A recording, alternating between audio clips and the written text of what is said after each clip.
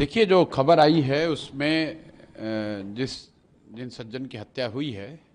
वो जनसुराज में आधिकारिक तौर पर नहीं है, लेकिन जनसुराज के जो वहाँ आधिकारिक उम्मीदवार हैं पीयूष जी, उनके साथ उनके समर्थन में वो लगे रहे हैं। और ये दिखाता है कि कहीं न कहीं बिहार में जिस जंगल राज की बात होती थी, जो बाहर लोग सुनते थे कि चुनाव के दौरान बड़े पैमाने पर हिंसा होती है, वो कहीं न कहीं उसी को दर्शाता है। चुनावी मतभेद होना, आरोप प्रत्यारोप लोकतंत्र का हिस्सा है, लेकिन किसी की हत्या हो जाना, वो आदमी सही है गलत है, उसने क्या किया नहीं किया, वो बहस का मुद्दा हो सकता है, लेकिन लोकतंत्र में हिंसा की जगह नहीं हो सकती। और किसी की हत्या हो जाना ये तो प्रशासन की और यहाँ पर जो लोग विधि व्यवस्था में लगे हुए हैं उनकी जिम्मेवारी है, और ये सीधा सीधा उनका फेलियर है। मोकामा के लोगों से क्या अपील करेंगे, क्योंकि दोनों गठबंधन के जो प्रत्याशी हैं वो बाहुबली छवि के कहलाते हैं। मोकामा के लोगों से ही नहीं, पूरे बिहार के लोगों से ये इस घटना का हवाला देते हुए ये कहेंगे कि मैं जो जनसुराज हमेशा कहता है कि गलत के साथ रहिएगा तो गलत ही होगा। बाहुबली किसी जाति का हो, किसी समाज का हो, आपके गांव का हो, आपके विचारधारा का हो, जो गलत है वो गलत है। और मोकामा में ये दिख रहा है कि अगर दो बाहुबली लड़ रहे हैं, उसमें जनसुराज का एक पढ़ा लिखा यंग लड़का चुनाव लड़ रहा है, तो कितनी घबराहट है। मैंने एक पहले भी बयान में कहा था कि जो बाहुबली हैं वो बाहुबलियों से लड़ने में नहीं डरते हैं, वो अच्छे लोगों से लड़ने में डरते हैं। तो जनसुराज ने ये विकल्प जनता को दिया है, सिर्फ मोकामा में नहीं दिया है, बिहार के बहुतेरे ऐसे क्षेत्र में जहाँ यहाँ से बालू माफिया, शराब माफिया, बड़े नेताओं के बच्चे भ्रष्टाचारी लड़ रहे हैं, उनके सामने स्वच्छ लोगों का एक विकल्प दिया गया है। अब बिहार की जनता पर है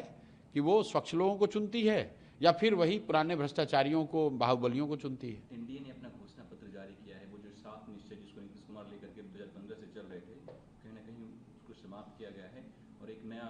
1 करोड़ लोगों को रोजगार, महिलाओं को नहीं, देखिए, जो लोग सत्ता में बैठे हुए हैं पिछले 15-20 सालों में, उनको बिहार की जनता ने कई बार अवसर दिया। वो घोषणा पत्र और संकल्प पत्र में क्या लिखते हैं उसका कोई बहुत महत्व नहीं है, क्योंकि जनता ये भी देख रही है कि ये तो हर बार यही कहते हैं, एक नया घोषणा पत्र बनाते हैं, नए तरह की घोषणा करते हैं, करना उनको कुछ नहीं, करना उनको वही है जो पहले से कर रहे हैं। और जो बिहार की स्थिति अभी है, आप इन सारे संकल्प पत्र और घोषणा पत्रों के बाद भी देश के सबसे गरीब और पिछड़े राज्य हैं। 50 लाख से ज़्यादा बच्चे अभी भी छठ में किस तरीके से, कितनी दुर्दशा से वापस लौटे हैं, ये पूरे देश ने अभी देखा है, 5 दिन पहले देखा है। तो ये तो इन संकल्प पत्रों के, घोषणा पत्रों के, वादों के, प्रण के पीछे का जो झूठ है उसको दिखाता है। इसका कोई महत्व नहीं है, और मुझे नहीं लगता है कि बिहार में कोई ये देख भी रहा है कि आरजेडी का या एनडीए का, जदयू का क्या संकल्प पत्र है या क्या घोषणा पत्र है। ये मोदी और राहुल गांधी के स्पीच को आप कैसे असिस्ट करेंगे, क्योंकि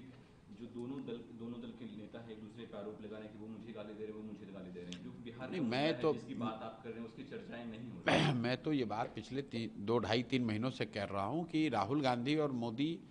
तो अपनी लड़ाई लड़ रहे हैं, एक दूसरे पर आरोप प्रत्यारोप लगा रहे हैं। बिहार के बारे में ना राहुल गांधी बोल रहे हैं ना मोदी जी बोल रहे हैं। राहुल गांधी ने ये कहा कि उनके पिताजी ने 1989 में जो 50,000 करोड़ के पैकेज की घोषणा की, उसके बाद 15 साल केंद्र में कांग्रेस गठबंधन की सरकार रही, उन्होंने बिहार के लिए क्या किया। वही बात मोदी जी 15 साल से प्रधानमंत्री हैं। बिहार के सुधार के लिए, बिहार में रोजगार के लिए, बिहार में पलायन रोकने के लिए, बिहार में बाढ़ की स्थिति को सुधारने के लिए मोदी जी ने क्या किया? कुछ नहीं किया है। तो गलती राहुल गांधी और मोदी की नहीं है, गलती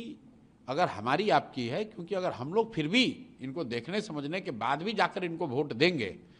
तो अगले 5 साल भी आप उसी कुव्यवस्था में रहिएगा जिस कुव्यवस्था में आप पिछले कई वर्षों से जी रहे हैं। अभी तक लोगों का ये कहना था कि हमारे पास विकल्प नहीं है, तो अब विकल्प आ गया। अब आपको लालू के डर से नीतीश भाजपा और भाजपा के डर से लालू जी को वोट देने की जरूरत नहीं है। आपके पास जनसुराज का विकल्प है, अच्छे लोगों का विकल्प है। अगर आप इसके बाद भी उस विकल्प को छोड़कर पुराने ढर्रे पर चलेंगे तो अपने बच्चों के लिए, अपने परिवार के लिए, खुद के लिए भ्रष्टाचार और पलायन वाली राजनीति और व्यवस्था आप युवाओं से कर रहे हैं को लेकर चलिए। जो आप पलायन करके जो युवा जो छठ में आए हैं बिहार, उससे जो आप अपील कर रहे हैं वही अपने तेजस्वी यादव भी कर रहे हैं कि आप रुकिए, 11 तक वोट देकर जाइए, हमारी सरकार नहीं, तेजस्वी यादव ये कह रहे हैं कि आप रुकिए, हमको सरकार हमको बनाइए, और हम लोग ये कह रहे हैं कि भाई पहली बार आपकी किसी ने बात की है, आप यहाँ आए हो, आपके दर्द को हम लोग समझते हैं, और उस दर्द से, उस पीड़ा से अगर निकलना है तो आपको जिम्मेवारी लेनी है। और सिर्फ प्रशांत किशोर के कहने से नहीं होगा, घर घर में जब ये बच्चे